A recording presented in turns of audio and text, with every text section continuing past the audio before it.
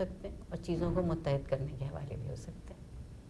جس زبان کو یہ تقسیم کرنے کا ذریعہ سمجھتے ہیں میں اس زبان کو متحد ہونے کا ذریعہ سمجھتا ہوں. زبان وسیلہ ہے اظہار کا, اور جو وسیلہ اظہار آپ کے دل کی بات دوسرے تک پہنچا دے اور آپ اس کو سمجھ لیں. میں تو پاکستان کے ادیبوں میں ان ادیبوں کو بھی شامل کر رہی ہوں جو انگریزی میں لکھ رہے ہیں. شرط اس کی علاقائی زبانیں اپنی جگہ, اردو اپنی جگہ. میں تو انگریزی میں لکھنے والے ادیب کو بھی پاکستانی ادیب. لیکن پروفیسر صاحب اس کے باوجود ہم اپنا سعادت سعید صاحب کی اس بات سے انکار نہیں کر سکتے کہ ایک پالیٹکس, لینگویج کی اپنی پالیٹکس, وہ صحیح, سیاست تو ہر چیز کی اپنی. اگر آپ بات مجھے مکمل کرنے کی اجازت دے دیں تو اردو صرف پاکستان کی زبان نہیں تھی. اردو تو بر صغیر میں ایک مختلف لوگوں کے, اور وہ چونکہ مسلمانوں کی وجہ سے جمع ہوئے, وہ تو اردو کی حیثیت پہ ایک فکری اور تہذیبی زبان کی سی حیثیت ہو گئی. آج بر صغیر میں اگر آپ دیکھیے تو وہ کسی علاقے کی, کسی قوم کی, کسی جمعیت کی نہیں رہی. ہم نے پاکستان میں 1947 کے بعد سے اس کو ایک بہت سیاسی رنگ دیا ہے, اور سیاست کے جو مقاصد ہوتے ہیں ادب کبھی ان کی گرد کو نہیں پہنچ سکتا, کیونکہ ادب تو بات کرتا ہے ایک آفاقیت کی. ادب بات کرتا ہے دنیا کو اپنے اندر شامل کرنے کی. ادب بات کرتا ہے لوگوں کو ایک دوسرے کے قریب لانے کی. سیاست کی رعایتیں یہ سب نہیں ہوتی. ادب بنیاد بناتا ہے تہذیب کو. تہذیب کا جو وسیلہ ہے وہ اخلاق ہے. سیاست کے لیے تہذیب اور اخلاق دونوں چیزیں جو ہیں وہ اجنبی ہیں. تو آپ ایک اجنبی اور ایک مانوس کا جو طریقہ عمل ہے اس کو کیسے ایک سا جان سکتے ہیں؟ پروفیسر صاحب, اردو زبان کے بارے میں ہندوستان کے اندر بھی اس وقت ایک بڑا کمپلیکیٹڈ سوشل رسپانس ہے, اور وہ ہندوستانیت کی طرف جا رہا ہے, لیکن اردو کی قبولیت نہیں ہو رہی. جو پچھلے 60 سال میں پرابلم رہے نا, تو اس میں وجہ وہی سیاسی ہے, یا سیاسی ہے یا کلچرل بھی ہو سکتی ہے. میرا خیال ہے اچھا اس پہ میں آپ کو آپ بتائیے اپنا یہ ہے کہ آپ جو لینگویج پالیٹکس ہے اس کو کیسے دیکھتے ہیں. پھر ہم نے واپس آنا ہے لٹریچر کے ایشو میں.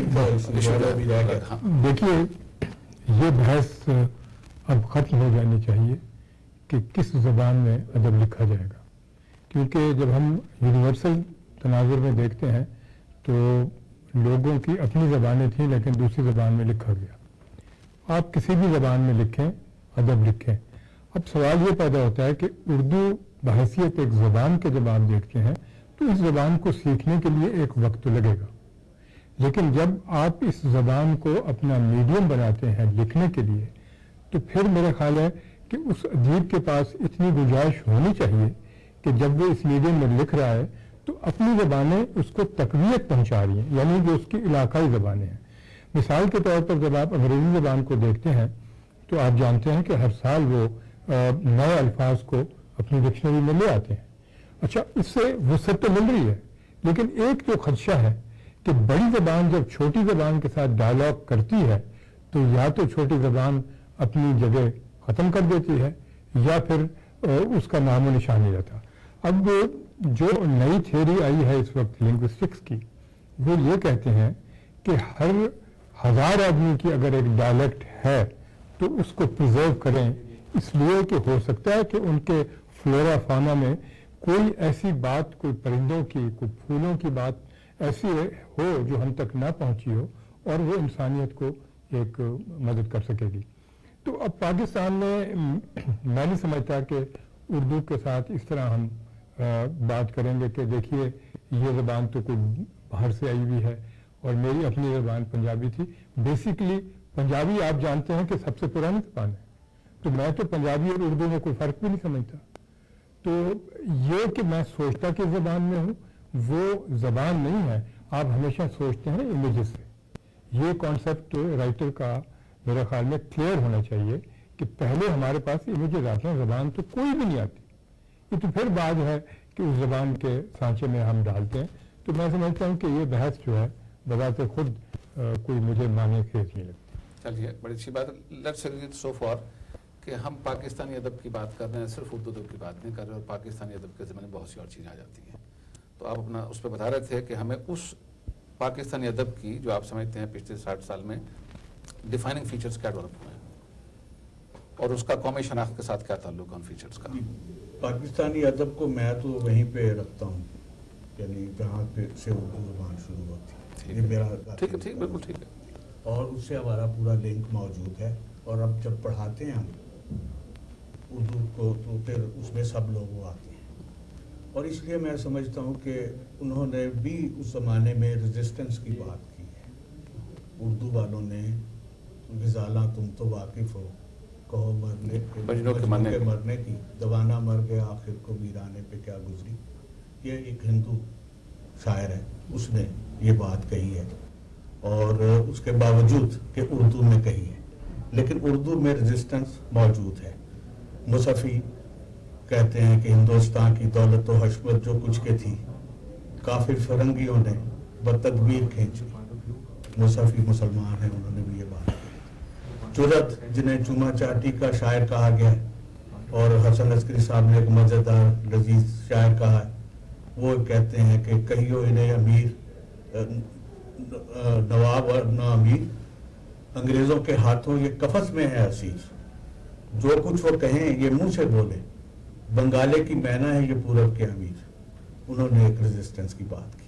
اسی طرح سے میر تقی میر کی ساری شاعری وہ وہاں کے بادشاہ کے خلاف جو غیر انسانی رویے رکھتا تھا، وہاں کے جاگیردار کے خلاف جو غیر انسانی وہاں کے انسان کے خلاف جو غیر انسانی رویے رکھتا تھا، میر کی شاعری.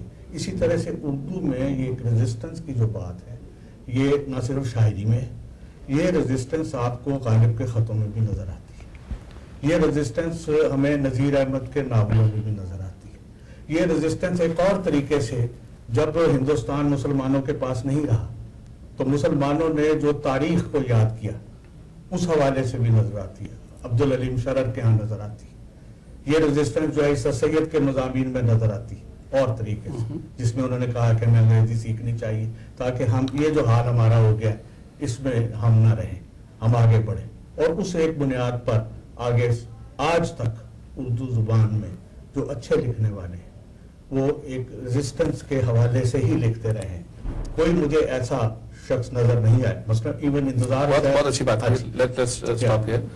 اور اس میں آپ جب کہہ رہے تھے تو میر کا وہ موسم آیا تو نخل دار پہ میر سر منصور ہی کبار آیا، وہ بات بھی بہت اچھی. تو آپ بتائیے آپ چونکہ ریزسٹنس لٹریچر کی بات ہو رہی ہے، یہ اپنا گیلانی صاحب بات کرتے ہیں اردو ناول کی یا پاکستانی ناول کی، جو بھی آپ چیک کرنا چاہیں. ہمیں بتائیے کہ پچھلے 10-15 سالوں میں ناول لکھا گیا ہے ان کی کوانٹٹی اور کوالٹی دونوں کے بارے میں، لیکن خاص طور پہ جو ان کا لینڈسکیپ ہے اس سے جو نیشنل کانسنس پہ اثرات مرتب ہوتے ہیں اس کے بارے میں بتائیے ہمیں.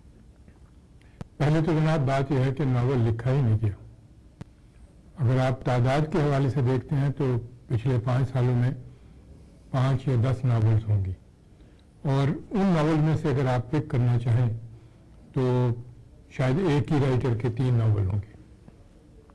سوال یہ ہے کہ ناول لکھا کیوں نہیں گیا؟ کیونکہ یہ ایک ایسی صنف ہے جس سے تمام آپ کے پیریڈز، تہذیب، آگے کی موومنٹ، اسپیس اتنی ہے کہ آپ بہت کچھ لکھ سکتے ہیں. پھر مسئلہ کیا ہوا؟ تو میرے ذہن میں جو بحیثیت لکھنے والے کے 2 ریپریشن تھے ہم پر. ایک اسٹیٹ کا تھا، اب وہ کچھ کم ہوا ہے. دوسرا ریپریشن آ گیا سوسائٹی کا. چونکہ سوسائٹی نظریات میں تبدیل ہو گئی ہے، میں اگر ایک کیریکٹر کو جو کہ دوسرے نظریے کا حامی ہے اس کو میں اپنے ڈومین میں لے آنا چاہتا ہوں، فکشنل ڈومین ہے، اس میں لے آنا چاہتا ہوں، میں اس کو یوز کرتا ہوں تو مجھے تو پھر تھریٹس ملتی ہیں. اور یہاں آ کے رائٹر جو ہے وہ بالکل عام آدمی کی سطح پہ آ گیا ہے، کیونکہ وہ اس سچویشن سے رائز ابو کر ہی نہیں رہا. سوال یہ ہے کہ جنہیں پارٹیشن کے بعد کیا لکھا گیا؟ اب 2 قسم کے رائٹر تھے جو پاکستان سے ہندوستان گئے اور ہندوستان سے پاکستان گئے. پہلے تو آپ ان کا موازنہ ضرور کریں، and that would be a wonderful study, کہ جو یہاں سے وہاں گئے ہیں انہوں نے کتنا کام کیا ہے اور کیسا کام کیا ہے، جو وہاں سے یہاں ہیں انہوں نے کیا کام کیا ہے. منٹو صاحب اپنی جگہ پر قائم، ویسا افسانہ نگار ہمارے یہاں اب تک نہیں آیا، اور پارٹیشن کی بات انہوں نے کی جو لگاتار ہے، چل رہی ہے، وہ منٹو حسب حال ہے. اب جہاں تک نوسٹیلجیا کا تعلق ہے، ہر آدمی کا نوسٹیلجیا ہے اور رائٹر کا تو بہت بڑا نوسٹیلجیا ہے. نوسٹیلجیا ٹائم کا ہے، نوسٹیلجیا اسپیس کا ہے، وہ تو رہنا چاہیے. لیکن کیا ہمارے رائٹرز نے جو وہاں سے یہاں آئے تشریف لے کے، کیا انہوں نے اس نوسٹیلجیا کو موجودہ